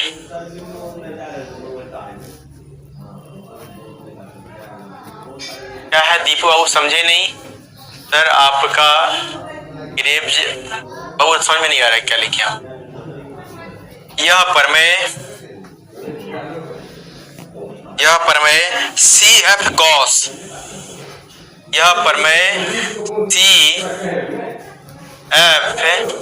गॉस यह प्रमेय CF गॉस द्वारा दिया गया।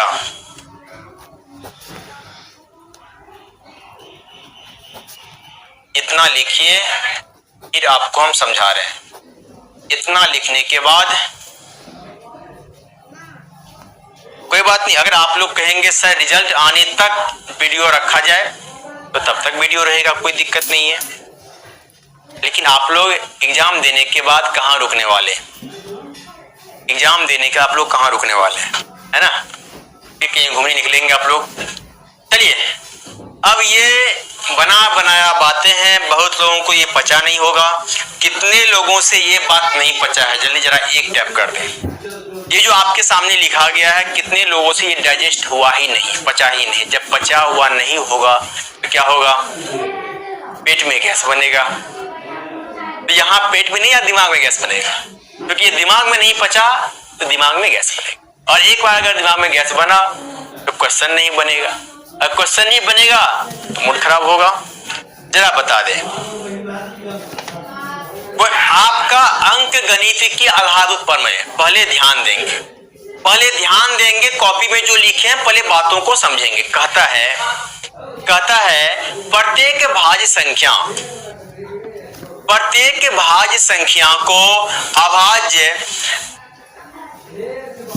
चलिए ठीक है, चलिए सर हटिए, बिल्कुल हट जा रहे हैं। चलिए, कहता है प्रत्येक भाज्य संख्या को अभाज्य संख्याओं के एक गुणनफल के रूप में व्यक्त किया जा सकता है तथा यह गुणनखंड अभाज्य गुणनखंडों के आने वाले क्रम के बिना अद्वितीय होता है। यह प्रमेय, जैसे आप बाबू पहला वाला पढ़े थे क्या कि यूक्लिड विभाजन एल्गोरिथम किसके द्वारा दिया गया था, तो यूक्लिड साहब एक गणितज्ञ थे, उनके द्वारा दिया गया था। लेकिन ये वाले में आप कहीं से नहीं देख पा रहे हैं इसमें ये किसके द्वारा दिया गया था। तो कभी कोई पूछे कि जरा बता दें कि अंक गणित की आधारभूत प्रमेय किस गणितज्ञ के द्वारा दिया गया था, तो उस महानुभाव का नाम है CF गॉस। यानी यह जो बात लिखा है, यह बात किसने लिखा है, तो यह बात CF गॉस गणितज्ञ साहब ने लिखा है। CF गॉस एक गणितज्ञ थे, उन्हीं के द्वारा ये थ्योरम को, उन्हीं के द्वारा ये प्रमेय को दिया गया है। अब समझते हैं प्रमेय को क्या कहता है। ध्यान देंगे, प्रत्येक भाज्य संख्या को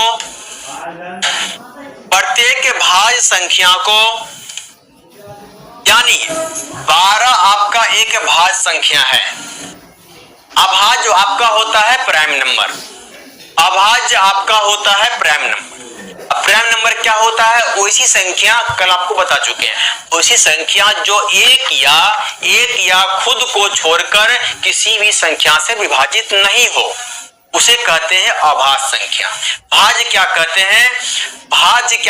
हैं, भाज्य आपका हो गया वैसी संख्या जो एक व खुद के अलावा भी दूसरे नंबर से विभाजित हो, उसे कहते हैं भाज्य संख्या।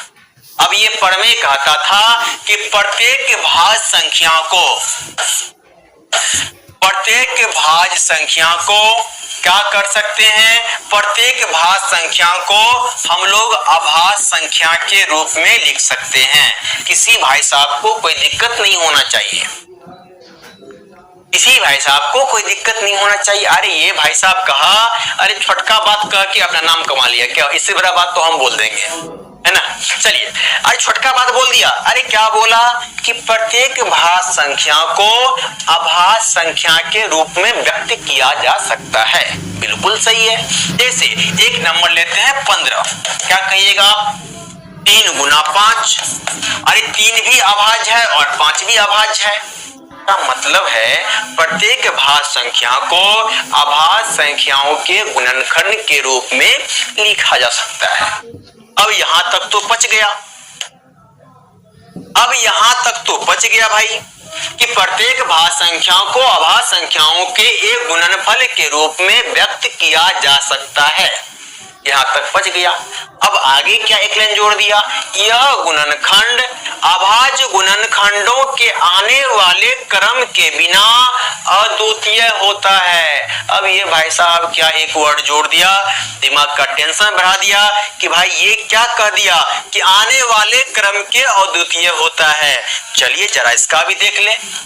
जैसे अभी आप देखे बाबू कि 12 को हम लोग लिख सकते हैं 2 गुना 2 गुना 3, 15 को लिख सकते हैं 3 गुना 5। क्या हम लोग 15 को यदि 5 गुना 3 लिखेंगे तो क्या कोई मना कर देगा? उसका सर फोड़ देंगे। काहे भाई मना करेगा? 3 गुना 5 भी 15 होता है और 5 गुना 3 भी 15 होता है। का मतलब है कि जो आपका अभाज्य गुणनखंड है अद्वितीय है। मतलब क्या? अगर आप इसको सीधा लिखें उल्टा लिखें कोई फर्क नहीं पड़ता है। अगर इसको हम यहाँ ये लिख दें 3 गुना 2 गुना 2, अरे फिर भी बतवा बराबर है 12 ही आएगा। यदि यहाँ पर लिखें 2 गुना 3 गुना 2 फिर भी बात बराबर है, आपका 12 आएगा। सभी को क्लियर है? सभी को क्लियर है? अब आगे हम लोग बढ़ते हैं। सबको अगर अब क्लियर हो गया होगा जल्दी एक टैप करके बता दें कि सर अब क्लियर है, अब समझ में आ गया कि प्रत्येक भाज्य को एक ही चीज दिमाग में रखना है। अंक गणित की आधारभूत प्रमेय क्या होता है? प्रत्येक भाज्य संख्या को अभाज्य संख्याओं के गुणनखंड के रूप में लिखा जा सकता है। उसका जो क्रम कुछ भी हो सकता है, कोई दिक्कत नहीं है, कोई फर्क पड़ने वाला नहीं है। उसका क्रम आपका कुछ भी हो सकता है, ठीक है? उसका क्रम आपका कुछ भी हो सकता है, ठीक है? उम्मीद है सबको समझ में आ गया। आगे बढ़ते हैं। चलिए क्या बात है, अब आगे हम लोग जरा क्वेश्चंस पे आते हैं। अब हम लोग आगे जरा क्वेश्चंस पे आते हैं। चलिए, वेरी गुड, शाबाश, शानदार, जबरदस्त, बहुत बढ़िया, बहुत बढ़िया। चलिए अब सबको समझ में आ गया, ठीक है? ऐसे आपको तोड़ तोड़ के पढ़ना, ऐसा नहीं कि मैथ है याद कर लिए कि चीजों को अंकगणित क्या होता है सुबह पढ़िए शाम में भूल जाइए, याद करिएगा भूल जाइएगा। अब हमको लगता है कि मैक्सिमम बच्चे जो है आंख बंद भी रहेगा तो ये चीज तो बोल ही सकते हैं। अरे टूटी फूटी भाषा में ही सही, जरूरी नहीं कि मैथ में आपको वही लैंग्वेज बोलना है। टूटी फूटी भाषा में ही आप लोग ये तो बोल सकते हैं कि अरे अंकगणित का जो आधारभूत प्रमेय होता है वो प्रत्येक भाज्य संख्या को अभाज्य संख्याओं के गुणनखंड के रूप में लिखा जा सकता है। अगर यूक्लिड की बात करें, यूक्लिड विभाजन एल्गोरिथम सिंपल बोलेंगे a बराबर बी क्यू प्लस आर, जहां r का मान b से छोटा और 0 से बड़ा या बराबर हो सकता है। बस आपका दो ही पे तो खेला है। आगे आगे देखते हैं। आगे आप बिल्कुल एलसीएम वाला बता रहे हैं, एलसीएम वाला बता रहे हैं। काहे आप लोग रहते हैं? पहले आपको बाबू बोल चुके हैं कि पहले हमको पढ़ा लेने दीजिए, मेरे पढ़ाने के बाद फिर आपके दिमाग में अगर कोई क्वेश्चन बचता है तब आप करेंगे। अब आप बताएंगे क्या 1.1 से रिलेटेड कोई प्रश्न आपके दिमाग में कोई बच रहा है? क्या नहीं बच रहा है? चिंता नहीं करना है, चिंता नहीं करना है, एक भी प्रश्न आपका नहीं बचेगा, एक भी प्रश्न आपका नहीं बचेगा। बस आप क्लास कीजिए, क्लास को छोड़िए नहीं, बाकी काम मेरा है, आपके दिमाग में छाप लेने का काम, छप्पा देने का मेरा है, चिंता नहीं करना है। चलिए आगे देखते हैं। आगे आपके सामने ये एग्जाम्पल 5 है। एग्जाम्पल 5, अरे एग्जाम्पल 5 कहां चला गया भाई? चलिए कोई बात नहीं। एग्जाम्पल 5 जो बाबू आपका दिया हुआ है, एग्जाम्पल 5 आपका एक्सरसाइज 1.2 के क्वेश्चन के जैसा है। एक क्वेश्चन वहां आपको करवाएंगे 6 के पावर n वाला, सेम क्वेश्चन यहां बने, इसलिए क्वेश्चन को छोड़ के आपको वो क्वेश्चन हम बताएंगे। आगे क्वेश्चन कहता है एग्जाम्पल 6, संख्याओं 6 और 20 की, इसको बाद में, पहले जरा सा आप लोग अभी बच्चा है, जब बच्चा है तो पहले हम लोग स्लाइड पे क्यों नहीं ध्यान दें। 6, 7, 8, एग्जाम्पल 1। चलिए एग्जाम्पल एक्सरसाइज 1.2, एक्सरसाइज 1.2 का क्वेश्चन नंबर 1 कहता है निम्नलिखित संख्याओं को अभाज्य गुणनखंड के गुणनफल के रूप में व्यक्त कीजिए। यहाँ न आपसे एलसीएम पूछ रहा है, न आपसे एचसीएफ पूछ रहा है, ठीक है? न आपसे एलसीएम पूछ रहा है, न आपसे एचसीएफ पूछ रहा है, आपसे सिर्फ व सिर्फ कह रहा है कि बाबू बस आप इतना काम कर दो, अभाज्य गुणनखंड के रूप में लिख दो। यानी एक संख्या वो लेते हैं 156, या एक संख्या वो लेते हैं, ऐसा करते हैं। चलिए ठीक है, 140। आपको करना क्या है, अभाज्य गुणनखंड आपको ऐसे बॉक्स बनाना है, 2 से कोशिश करना है पहले 2 लगाना है। अब क्या करेंगे, क्या बार बार यहां भाग देंगे, 2 से कट रहा है कि नहीं कट रहा, नहीं, 2 से विभाज्य कब होगा, 2 से विभाज्य कहीं साइड में लिख लेंगे, 2 से विभाज्य एक ही शर्त पे होगा जब इकाई का अंक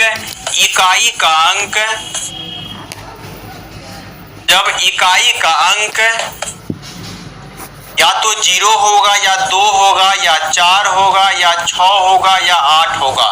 यदि आपका इकाई के अंक पे ये दिख जाए 0, 2, 4, 6, 8, मतलब है कि संख्या हर हाल में 2 से विभाज्य होना ही होना है, ये परम सत्य है। क्या करेंगे, क्या ये 2 से विभाज्य है, बिल्कुल है, क्योंकि लास्ट में 0 है। ये लास्ट में 6 है, 6 सम संख्या है, 2 से विभाज्य होगा, विभाज्य कर लीजिए। चलिए लास्ट में 5 है, इसके लिए चेक करेंगे 2 से भाग हो रहा है नहीं हो रहा, नहीं, चेक नहीं करना है। इकाई के अंक पे आपका 5 दिखा, 5 विषम संख्या है, कभी 2 से भाग नहीं होगा। चलिए लास्ट में 5 दिखा, 2 से विभाज्य नहीं होगा।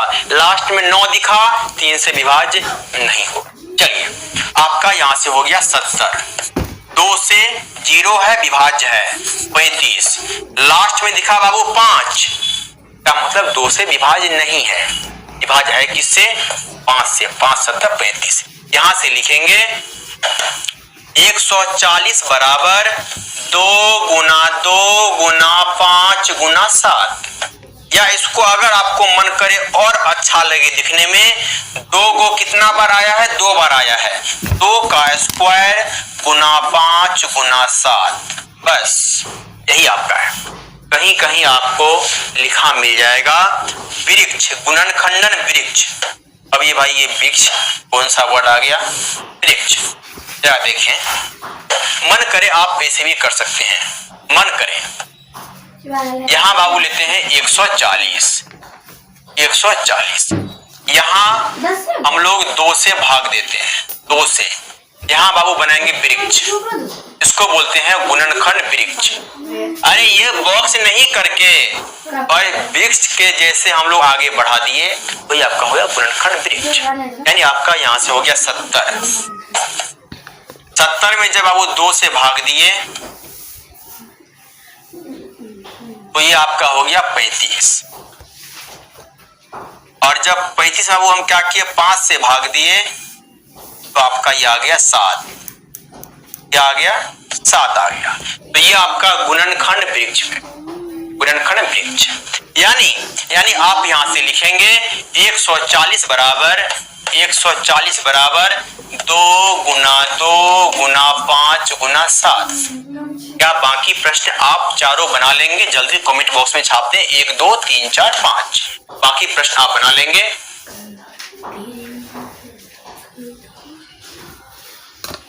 ठीक है, आप वहां से बना लेंगे, कोई बात नहीं करण, कोई बात नहीं बाबू, आप बाद में देख लीजिएगा, पहले देख लेंगे उधर क्या कंडीशन है, उसके बाद आप बाद में देख लो, कोई दिक्कत नहीं है। ठीक है, ये आपका हो गया गुणनखंड वृक्ष, ये आभाज्य संख्या, ये आपका हो गया आभाज्य संख्या।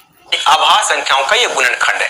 कभी भी बाबू 4 से नहीं लगाना है, न ही 6 से, क्यों, क्योंकि 4 और 6 न ही कभी 8 से भाग देना है। काहे, यहां आपको बोल दिया है अभाज्य, और 4 6 8 आपका भाज्य है। अभाज्य आपको क्या सब है, तो अभाज्य संख्या आपको या तो 2 हो सकता है, या 3 होगा, या 5 होगा, या फिर 7 होगा, या फिर आपका 11 होगा, या फिर 13 होगा, या फिर 17 होगा, या फिर 19 होगा।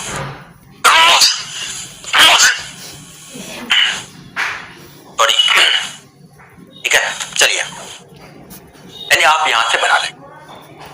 अच्छा एक चीज आप बताएं, अब एक चीज बताएंगे, क्या आप लोग जरा कमेंट बॉक्स में ये बताएं कि क्या 3 से विभाज्य है या नहीं है, क्या चेक करने का नियम आपको पता है कि नहीं है। अब ये वाला प्रश्न जैसे आपके सामने रहा, देख लिए लास्ट में सम संख्या नहीं है, ये 2 से विभाज्य नहीं है, क्या ये 3 से विभाज्य है, किसी को पता है कि चेक करने का क्या तरीका है। जल्दी, अगर पता नहीं है एक टैप कर दे जल्दी। 3 से विभाज्य है कि नहीं है? 3 से विभाज्यता का नियम,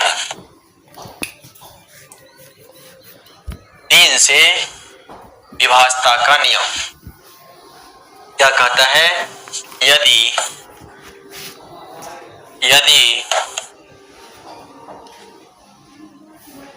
संख्याओं का योग, यदि संख्याओं का योग 3 से विभाज्य हो,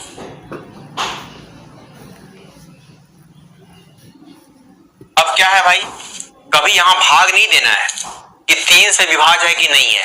यदि ये टोटल संख्याओं का योगफल अगर 3 से विभाज्य है, मतलब संख्या भी आपका 3 से विभाज्य होगा। जैसे देखते हैं 5 + 2 7, 7 + 8 15, 15 + 3 18, क्या 18 3 से विभाज्य है? 6 × 3 18, मतलब है कि हर हाल में ये संख्या 3 से भी विभाज्य होगा। आप लिख लीजिए, ये आपको कोई नहीं बताएगा, ये आपको कोई नहीं बताने वाला।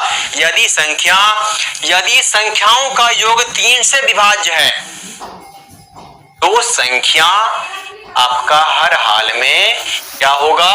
संख्या हर हाल में आपका 3 से विभाज्य होगा। यहां से वो लिखते हैं 9 से, तो चेक करना नहीं है। चलिए 5 से विभाज्य का नियम, यहां क्या हो जाएगा? नियम। अब यहां क्या होगा? यदि इकाई स्थान पर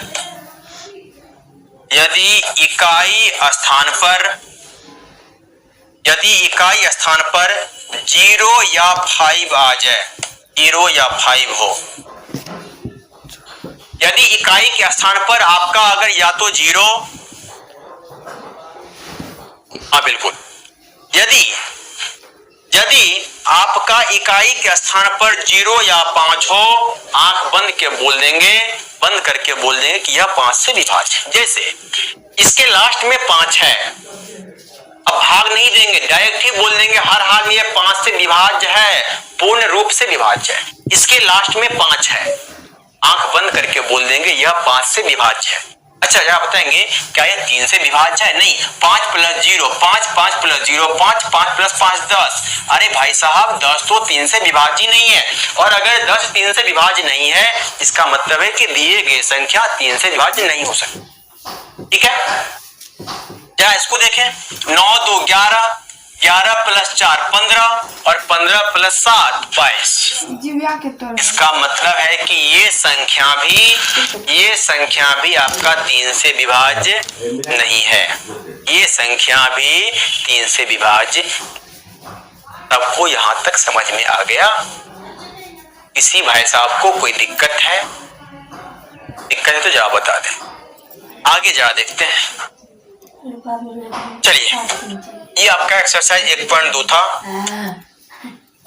1.2 का क्वेश्चन नंबर अब 1 सारा हो गया, आप बना लेंगे। क्वेश्चन नंबर 2 कहता है पूर्णांकों के निम्नलिखित युग्मों के HCF और LCM ज्ञात कीजिए तथा इसकी जांच कीजिए कि 2 संख्याओं का गुणनफल HCF गुना LCM होता है।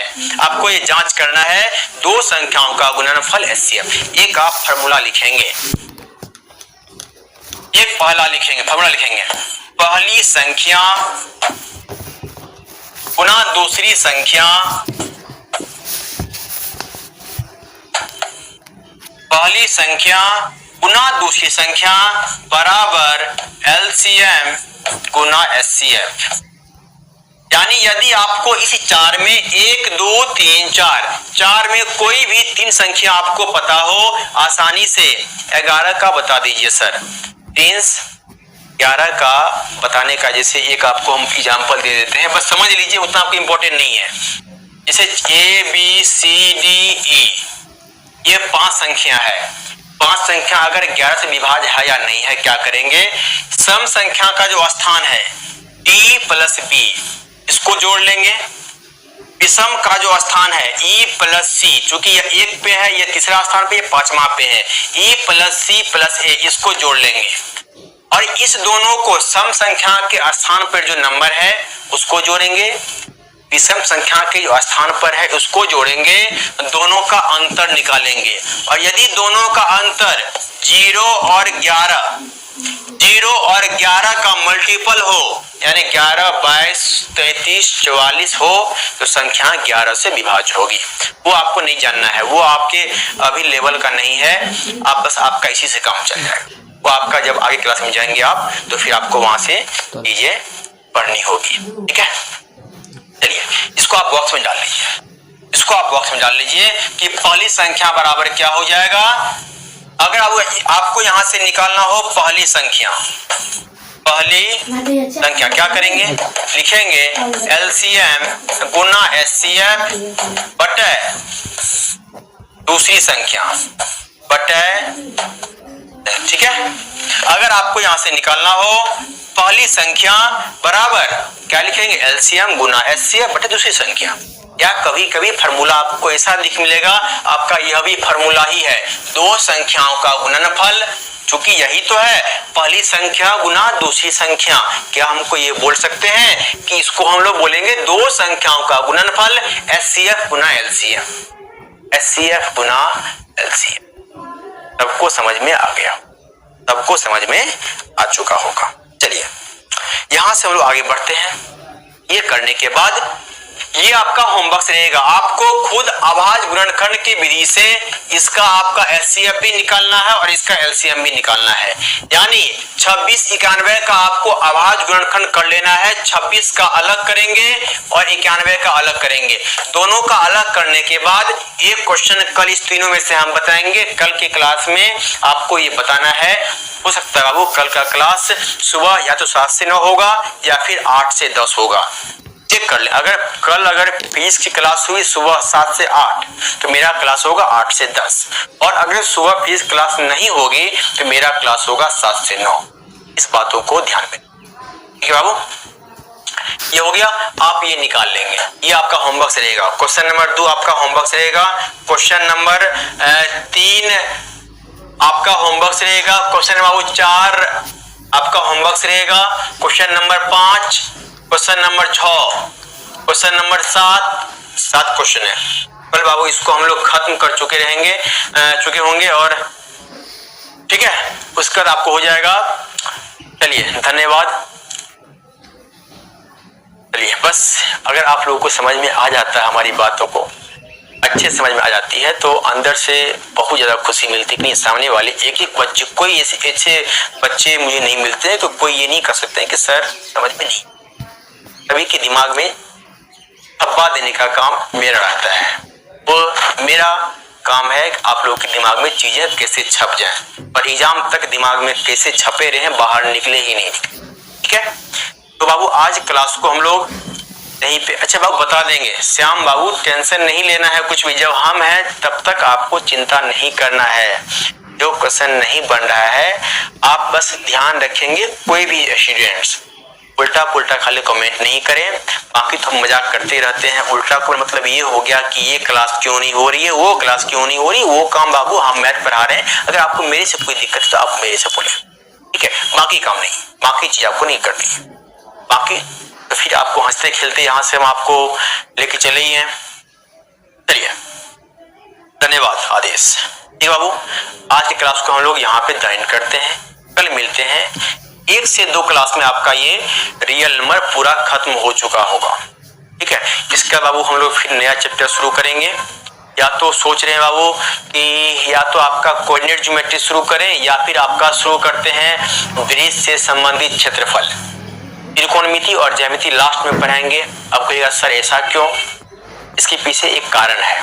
कारण क्या है बाबू, ज्यामिति अगर अभी आपको हम पढ़ा दें आप भूल जाइएगा, ज्यामिति आपको लास्ट में पढ़ाएंगे, नवंबर लास्ट में या दिसंबर लास्ट में, तो वो एक एक बात आपके दिमाग में छपा रहेगा कि सर यहाँ ज्यामिति में ये आकृति में ऐसे ऐसे किए थे, आपके दिमाग में पूरा बैठा हुआ रहेगा। अरे ये त्रिभुज था सर, ऐसे ऐसे लाइन खींचे थे, ऐसे बनाए थे, आपके दिमाग में ये चीज बैठा हुआ रहेगा। और वो काम बाबू लास्ट में करेंगे, ठीक है।